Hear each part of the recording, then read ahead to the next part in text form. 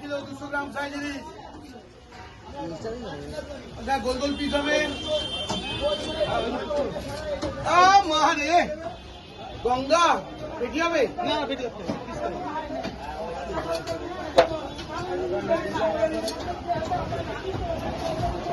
মন ভরে মাছ খান আছে। এক পিস খান দাদা। কত হলো দুটোতে? দুটোতে ওই যে 2 কিলো 350। হ্যাঁ 2 কিলো 280 গ্রাম।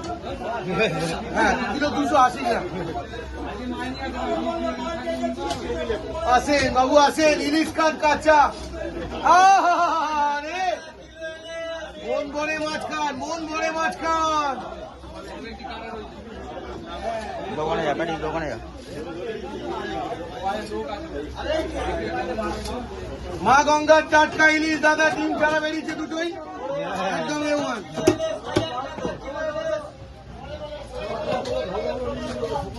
বলো ইলিশ 1600 টাকা। এই মাছ মা গঙ্গার টাটকা ইলিশ। বলো ও বাবু, বলবে কি হচ্ছে? ভেটকি? হ্যাঁ ভেটকি আর আছে ভেতরে?